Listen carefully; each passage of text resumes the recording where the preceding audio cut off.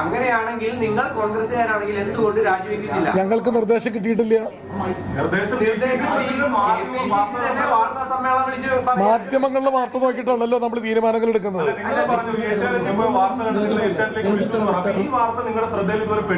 അല്ലേ ഇത് ഏഷ്യാനെറ്റിൽ നിങ്ങൾക്കെതിരെ പോകുന്ന വാർത്ത നിങ്ങളുടെ ശ്രദ്ധയിൽപ്പെട്ടു. DCC പ്രസിഡന്റും പ്രതിപക്ഷ നേതാവും എല്ലാം അവിടെ തെറ്റ് സംഭവിച്ചു എന്ന് പറഞ്ഞിട്ട് അത് മാത്രം നിങ്ങളുടെ ശ്രദ്ധയിൽപ്പെട്ടു. പിന്നെ ഇതിന്റെ ഒരു കാര്യമുണ്ട്, ശരിയാണ്. ഞങ്ങൾ രാജിവെക്കാതിരുന്നതിന് ഒരു കാരണമുണ്ട്. അവിടുത്തെ പൊതുവികാരം നിങ്ങളിപ്പോ ഈ പറഞ്ഞല്ലോ കോൺഗ്രസ്സുകാർ പ്രകടനം നടത്തിയെന്ന്. ആ പ്രകടനത്തിൽ നടന്ന ആളുകളുടെ എണ്ണം നിങ്ങൾക്കറിയാലോ.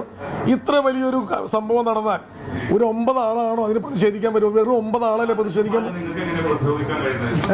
അല്ല, നിങ്ങൾ കോൺഗ്രസ് BJPയുമായി കൈകോർക്കില്ലെന്ന് സ്റ്റേറ്റിന്റെ പൊതുനിലപാട് സമ്മതിച്ചല്ലോ.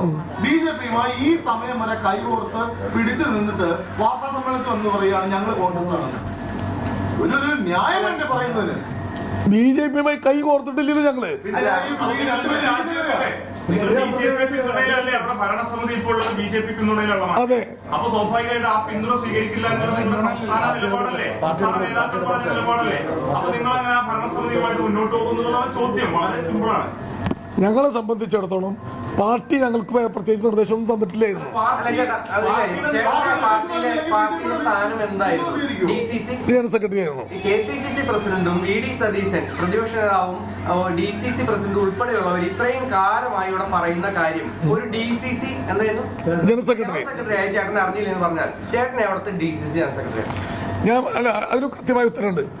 അതായത് നമ്മളെ സംബന്ധിച്ചിടത്തോളം BJPയുമായി നമ്മൾ സഖ്യം ചേരാൻ നമ്മൾ തീരുമാനിച്ചിരുന്നില്ല.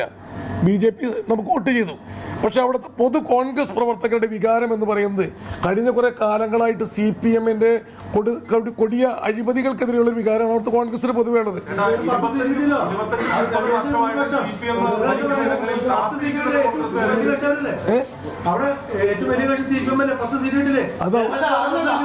പൊതുവികാരത്തിന് വേണ്ടി